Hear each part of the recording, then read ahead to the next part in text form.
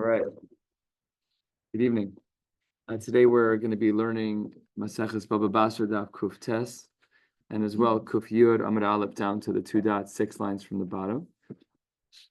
It doesn't look like I'll be here tomorrow night, so I'll try to pre-record by the end of the afternoon tomorrow. And right now we're in the middle of a conversation about the pecking orders of Yerusha, who gets what. If a father has a Yerusha, where does the money go? Does it go first to the son? What about the father's brothers? What about the father's wife? All the various pecking orders. So today we're actually going to see some conclusions, halacha l'maisa. At least it seems that way from the Gemara. We're not learning it in Shulchan Aruch, so hard to really be a posek here. But let's jump in with analyzing the pasuk. We're 4 lines down on Kuf Tes Amud Aleph, and the Gemara says, Ema she'ero, that when the pasuk says she'ero ze ha'av. Let's just get a little bit of context. I'm going to read the pasuk for you. V'im ein achim, if there are no brothers la'aviv, if so the father has no brothers, unsatem es nachlaso l'she'ero ha'karov elav, to the family member who's closest to him. So that means if there are no brothers, who does he give it to? His father. That's what the Gemara wants to say. Ema she'ero ze ha'av melamed sha'av kodem lebas. That it seems from the pasuk that you give it to a father before you would give it to a daughter. So then the order would be, if a man passes away, son, father, daughter. That's what it seems from the Gemara. Yochel yakdim leben. Maybe we should say that the father should go before the son. Can't be. Tamalomar hakarov, karov kodem. The closest of them is the son. So that means that according to this havamina, this understanding of the Gemara, is that the pecking order would taka be that if a person died, that the Yerusha would first go to the son. If there was no son, it would go to the man's father. And if there was no father, it would go back down to the daughter. That's what the Gemara recommends. Says the Gemara, no, we're rejecting this because of the following. Kevan dila'inyin yibum ben uvas ki hadadininu. Since in regards to whether or not yibum happens, depends on if the man who died had children. But because it doesn't matter if that man had a ben or a bas, because both the daughter and the son would undo the ability to do yibum, because as long as the man who died had a child of any kind, so therefore his brother would not do yibum. So therefore, we reject this and we say that no, the pecking order is not son and then father and daughter, but then son, daughter, and then if there is no son or daughter, then we go to father. So now the Gemara says maybe we should understand the pasuk a little bit different. We're a quarter or a third of the way down on Kuf Tes Amud Aleph. Ve'ema she'ero ze'av. Let's stick with the principle of the word she'ero in the pasuk means av, and melamed she'ha'av kodem la'achei aviv, that a father is before a man's uncles. Yachol yaktim la'achin. Perhaps the father would then go before the brother of the person who died. So, right. So what we're saying is that if there's let's say Reuven is the man who died, so the pasuk teaches us that he goes to the father before the uncles. But is the father before the guy who died his brother? So Reuven has a brother Shimon. Reuven's father is Yaakov. So what's the pecking order? So the Gemara wants to say that it is brother, father, uncles. That's what the Gemara seems, assuming there's no children. Talmud Omar karov. Maybe the father would be before the brothers. No, the brother is considered closer than the father. Karov kodem. Says the Gemara, this limud is very weird. The uncles shouldn't be a part of this conversation at all. Why? Because the father's alive. The son died. The father's alive. So what are we really talking about? The uncles, let's say Reuven again was the one who died. What are his uncles? Says the Gemara as follows. That doesn't make any sense. What was their only connection to the family to start with? Mikoach ab. All of that was only because of the fact that the father existed. So koy ab, koyarte ache ab. If the father's around, the uncles are going to get it. It's not sober as ozen. It doesn't even make any sense. It's too far. Pashut, that the person who's closer to Reuven is not the father's brothers, it's the father. That should be Pashut. It says the Gemara, wait 1 second. We have a pasuk in Chumash that does seem to indicate this. It says the Gemara, and you can look at the rest of the pasuk. It says on the side here,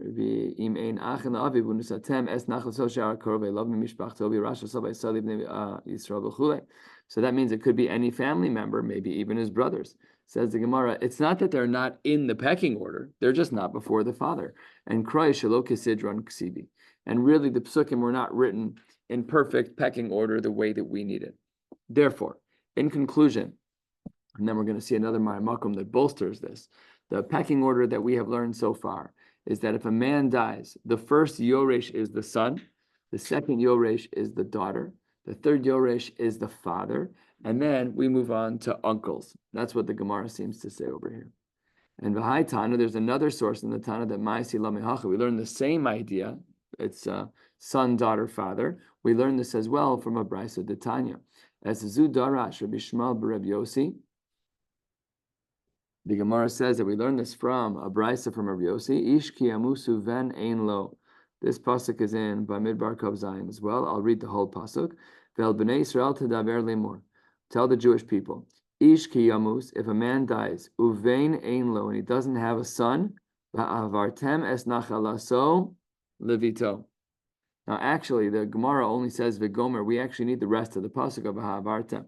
That's the language that we're going to need for tonight's conversation.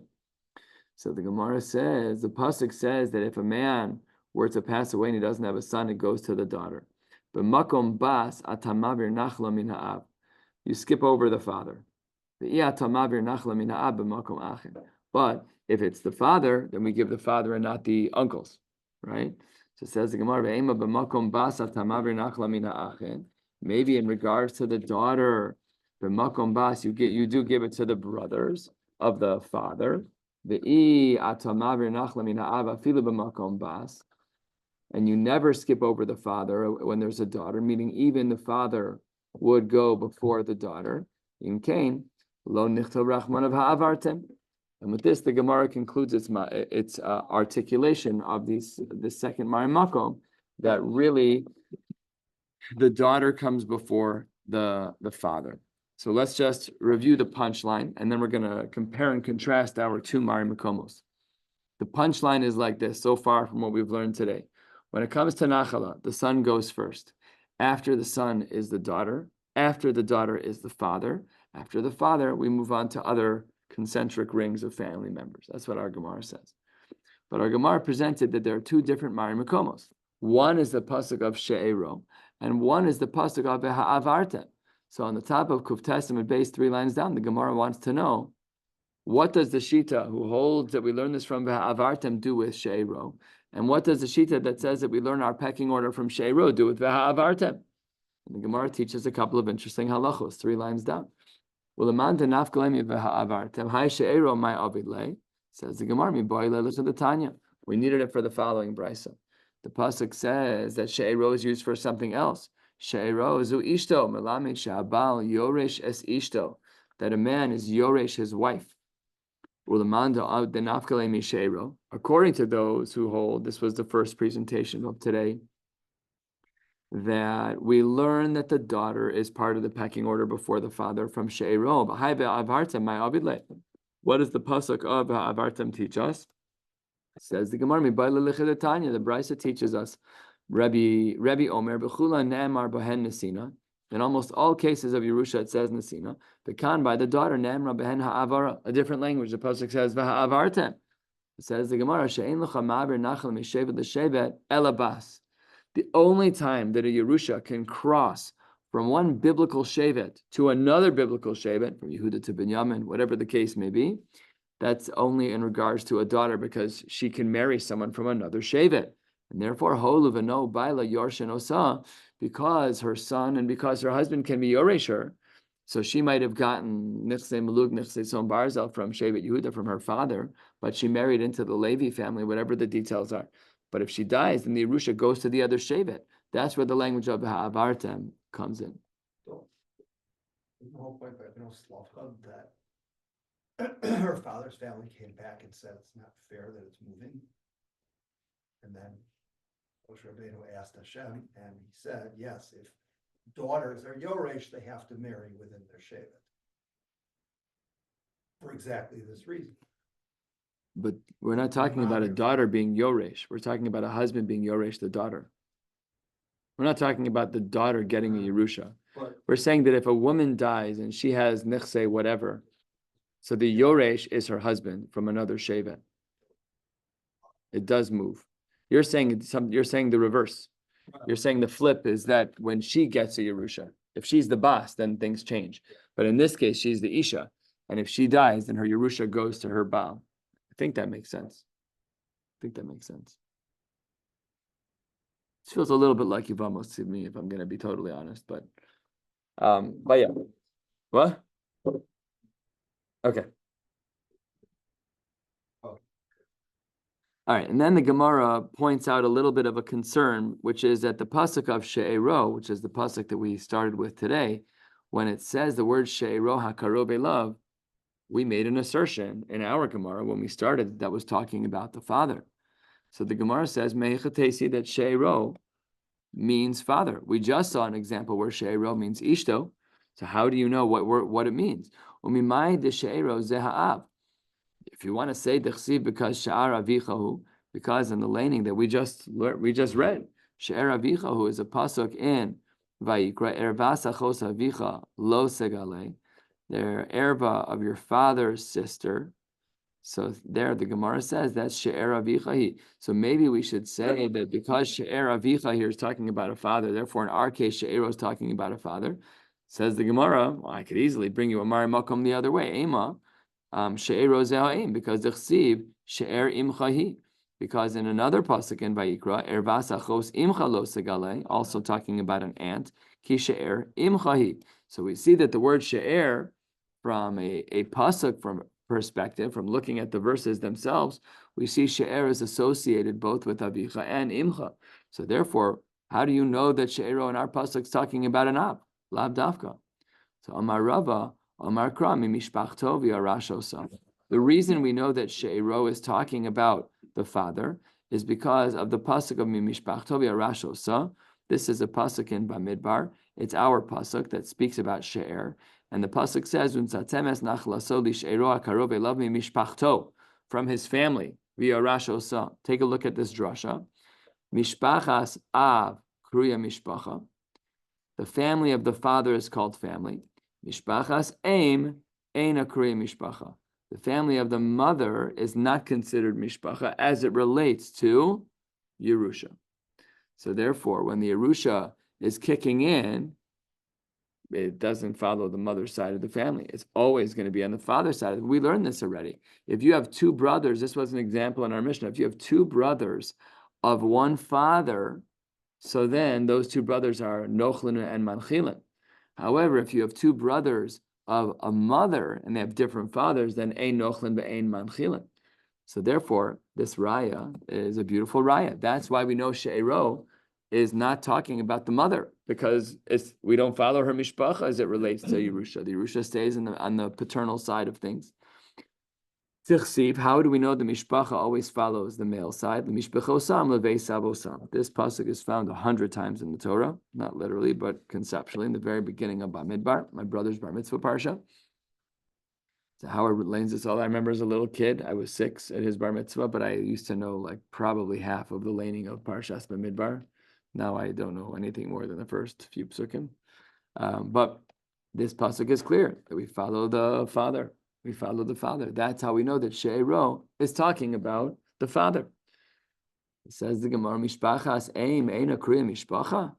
Are you sure that we never follow the mother? After all, V'aksiv, about a little more than a third of the way down on Kuf Tes Amud Beis, V'aksiv, V'hi na'ar mi Beis Lechem Yehuda, mi Mishpachas Yehuda, V'hu Levi, Ugar Sham. There was a na'ar, a young man from Beis Lechem Yehuda. He was from the family of Yehuda, and he was a Levi. Well, that's a stira. Says the Gemara, Hagufa Kasha. The pasuk itself begs the question. Amras v'hu Levi, alma mi Levi asi. The pasuk says that he is a Levi, and therefore he comes from the Shevet of Levi. And it also says mi mishpachas Yehuda, alma mi Yehuda asi, which means that one parent was from one, and one parent was from the other. It must therefore be that we are machshav the mother's family because the Torah gave credence. The Torah bothered to mention the mother's family. Elalab, that's not correct. It has to be that the Gemara is wrong.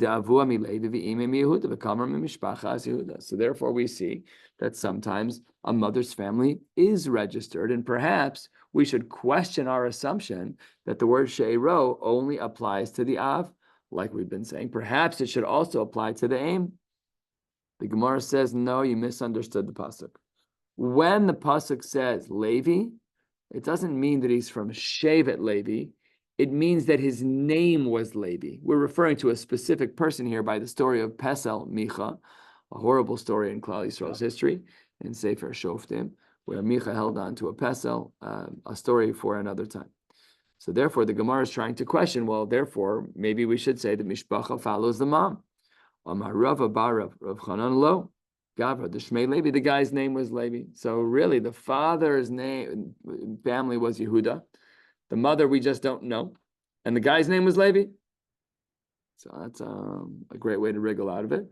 Let's see if it's mashma in the pasuk. If you look back up at the pasuk, it says, "Vahi nar mi beis lechem Yehuda mi mishpachas Yehuda v'hu Levi," and he is Levi. How does it feel? That's a raya, but it's a strange. Who is very strange. Who is that? Shmo is generally. I shouldn't say generally. That one, but it's not this. The Gemara actually pretty much embraces it. Says the Gemara, well, initially it does. Gavra d'shmei Levi. Says the Gemara, Ihachi, Hainu de Ka'amar Micha. Wait 1 second, but Micha in this whole horrible story says over there, Ato yadati ki yetiv Hashem li ki haya li halevi lekohen. The Levi. Now things are different. When you say halevi, that's hey. Now we're identifying something over here. It's the Levi. It's not saying his name is Levi like before, even if it's a Dachuk language. But here it says Halevi. Says Gemara in. Yeah, still not a problem. The Isra'mele Gavra, the Shmei Levi. Dachuk in the Psukim. But that's what the Gemara says. V'chi Levi Shmo. Says the Gemara, was the person's name actually Levi? If you juxtapose this with other Psukim, you'll see that his name was in fact not Levi in the story of Pesel Micha. 2/3 of the way down. V'alo Yehonasan Shemo. Shneimar Yehonasan ben Gershom ben Menashe hu uvanav hayu kohanim l'shevet hadoni. We're not learning the psukim inside in context, but basically what we see from over here is that he must be a Levi because his name is definitely not Levi. His name is Yehonasan. It says the Gemara, Amar Le, he retorts back to him and says, V'l'tamech v'chi ben Menashehu. This person wasn't the son of Menashe. Halo ben Moshe d'chsiv b'nei Moshe Gershom ve'Eliezer. And if you look in the pasuk 5 lines before the wide lines, it says V'yona son ben Gershom ben Menashe. But that's not correct. He was ben Moshe. So says the Gemara, and this is a big musar. El mitoch she'asa ma'aseh Menashe, because the story of this person, Yehonasan, did something that was like Menashe to lo hakasuv b'Menashe. Therefore, the Torah attached his name to Menashe's name.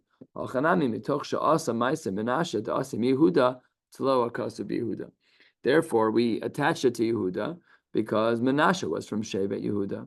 And says the Gemara, we therefore learn a very big yesod. Amar Rav Yochanan Mishum Rabbi Shimon ben Yochai Mikan Shetolan Es HaKalkala B'Mekulkal. If we see that there's a rotten apple, and the father created that rotten apple and was himself a rotten apple, then we blame the father. It's not always like that. I think we all know that, but that's what the Gemara seems to say. 3 lines into the wide lines, Rabbi Yossi B'Reb Chanina Amar Mehacha, V'gam hu tov toar me'od, V'osa yolda acharei av shalom. This is speaking about Adoniyahu, and that's odd because it seems to be that she gave birth. V'osa yolda, Adoniyahu was born after Avshalom. What does that imply about the mother? That the mother had both of these children of Adoniyahu and Avshalom. V'halo Adoniyah was ben Chagis, v'Avshalom ben Macha. No, they had different mothers. Why did the pasuk give the impression that they were born to the same woman? Because just like Adoniyah was married b'malchus like Avshalom, so then the pasuk attached them to Lo Kasav b'Avshalom. he connected it to Avshalom, even though the mothers were taka different. We know the mothers were different. Nobody's arguing that they were the same mother. But the reason why the pasuk connected Adoniyahu to Avshalom is because just like Avshalom had a Merida b'Malchus, Adoniyahu tried also. Skip the parentheses. Amar Rebbe Lazar, la'olam yadabek adam b'tovim. A person should always try to connect themselves to good people. Sharei Moshe, shenasa bas Yisro, Moshe connected himself with Yisro, and Yatza Mimenu, this Yehonasan, who was involved in Pesel Micha, which is in Gishmak. So this is Moshe Rabbeinu, and he married, I'm sure Tzipora was an Eshes Chayil. I'm sure she was a remarkable Bas Torah, went to all the right seminaries, has the nice resume. But Lamai said they had, well, she was a Mohelet. She was a Mohelet. You got to say the right grammar, you know. So many good conversations. So the Gemara says Yatsi Mimenu Yehonasan because Yisro was an Oved Avodah Zarah before he became a ger, and Aaron Shanasa Bas Aminadav Yatsi Mimenu Pinchas, and Pinchas was Pinchas from Parshas Pinchas. Pinchas ben Elazar ben Aaron Kohen Shivas Chamas Ben Yisrael. Says the Gemara. Wait 1 second. Oh, Pinchas Lab Mi Yisro Asi. Wasn't Pinchas also a descendant of the world of Yisro? Why would we assume that? After all, the Elazar ben Aharon lokach lo mi benos Putiel lo leisha. Elazar, Pinchas ben Elazar. Elazar was ben Aharon, and he took a wife from Putiel to be a wife. What's Putiel? My lav de asim Yisro shepitem agalam la'avodah zara. Doesn't Putiel indicate the language of pitum agalim, the fattening of an animal for the sake of avodah zarah, making some, what is that, veal? When they fatten an animal by force. I'm not holding in the animal kingdom, but anyways, that's what Yisro did. No, is that not it? I have no idea. So this is an ego. This is a small four-legged animal, and they would fatten them up for avodah zarah. So it seems to be that the language of Putiel, which is where Elazar's wife came from, which means that their son Pinchas ben Elazar and his mother was from the family of Putiel, that she was from the world of avodah zarah of Yisro, because maybe the word Putiel is a remes shepite magalam avodah zarah. Says the Gemara, lo, that's not correct. Really, the mother of Pinchas, who is the wife of Elazar, was the Asimi Yosef shepit peit beYitzro, was from the family of Yosef, who was fighting his Yetzer Hara, which is fascinating because who is the person who we are talking about with Yosef? Eshes Potiphar, same root letters of Peites. There's a lot of Torah here, I'm sure, and I don't know what it is, but there's definitely something here. Shepit Peit and Potiphar have the same exact root. Do your own homework. This can't be. It can't be that the wife of Elazar, that the mother of Pinchas was from Yosef.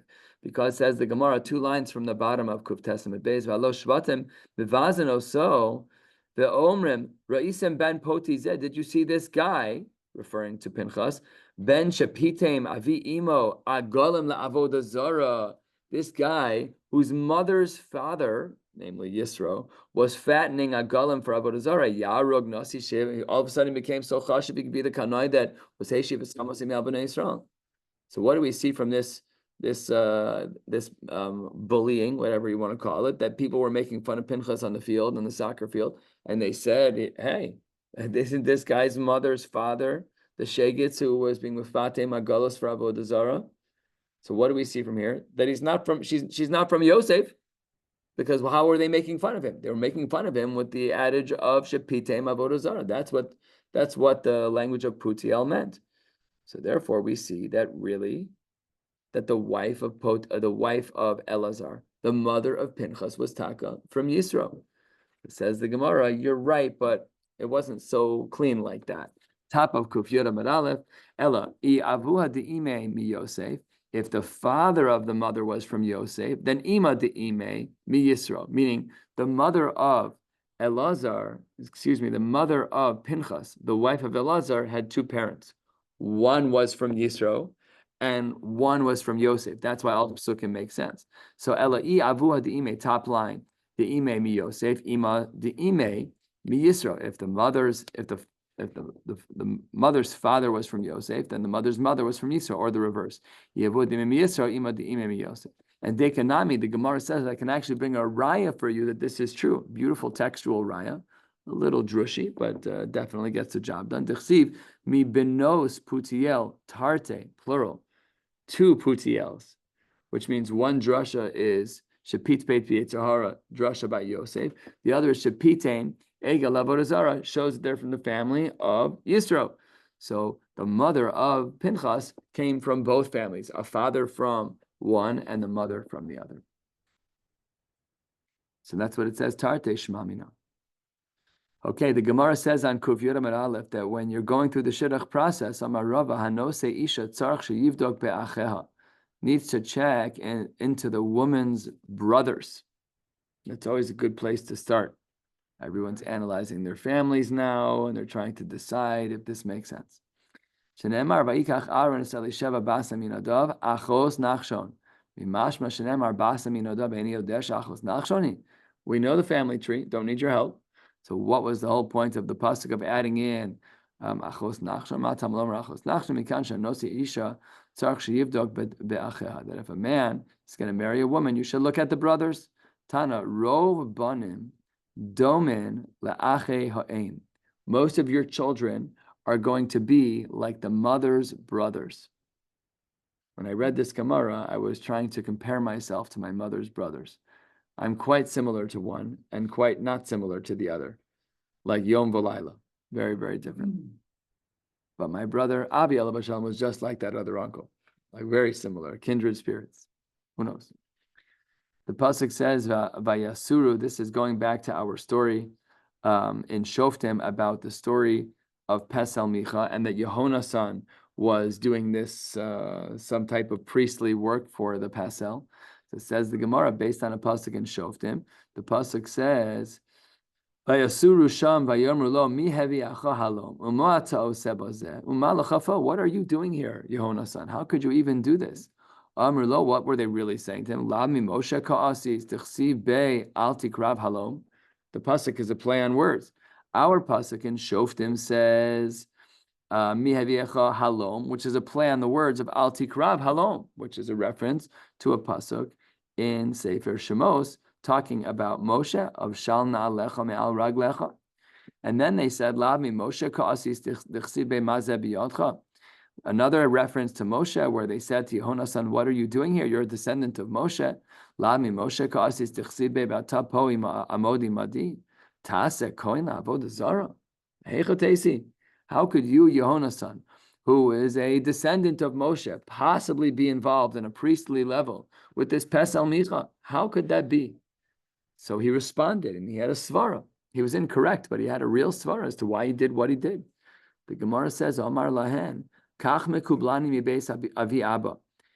Yonasan said, I have a tradition from my father's father. Who's his father's father? Moshe.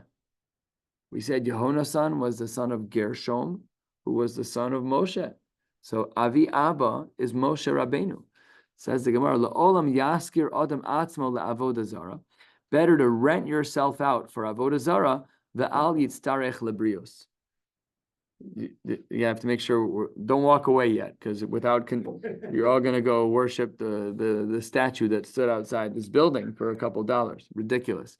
So says the Gemara, "V'hu savar la'avodah zara mamish." This guy Yehonasan completely misunderstood what the Chazal meant. What was Moshe teaching his grandson?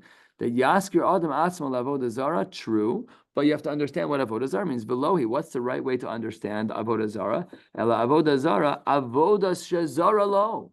Something that's not shaykh by you. Pasnish, I should become a garbage man. I should be doing a menial task, menial labor. Says the Gemara, Kedamar le Rav Kahana. Netosh nevelta v'shuka ushkol agra. If all what you have to do is skin an animal in the shuk in order to get money, then do it. The low tema, don't say that. Don't put yourself on such a pedestal. Gabra Rabba Anna v'zila b'milsa. It's a disgrace that I'm sitting there out there doing menial work. I'm raking, whatever you're doing that's menial. Says the Gemara, that's not reasonable that you should say that about yourself. That's what Moshe was telling Yehonasan. Rent yourself out. And in fact, within the story of Pesel Micha, he wasn't doing avodah zara. He was stopping people from doing avodah zarah, taking money from them to daven for them, and that's how he would make his money. That's what he was doing, but it wasn't actual avodah zarah. And lastly, and with this we'll close, Kevan Shera David Shemamon Chaviv Alav B'Yoser. Once David saw that money was very beloved to him, Minahu al ha'otzros. He then took him and put him in charge of the otzros. He put him in charge of all of the warehouses. Shenemar, as the pasuk says in Divrei Hayamim, Ushvuel ben Gershom ben. The pasuk says, let's get it correct, ben Moshe. This is a misprint. It should be ben Moshe. So therefore, the son of Gershom, who's the son of, it should have said Yehonasan. So he's Nagid al ha'otzaros. Now he's in charge of all the otzaros because he was very careful about money. Shvuel Shemo. Hello Yehonasan Shemo. We already proved this from Sefer Shoftim, that we know his name. So Amar Rabbi Yochanan, Sheshav Lakel B'chol Libo. That this Yehonasan Taka did tshuva. Perfect timing, it's post Yom Kippur. He did tshuva. That's where the language of Shvuel comes from. I don't know why this name never made it into our world. Shvuel is a beautiful name. That what? Like he went back. The pasuk doesn't say that. Sheshav lakel b'chol libo. What? Tosus does. I don't know. She'en likroso al shem Menashe sherei kvar shav. In that gears of Ben Moshe. Ben Menashe. Yeah.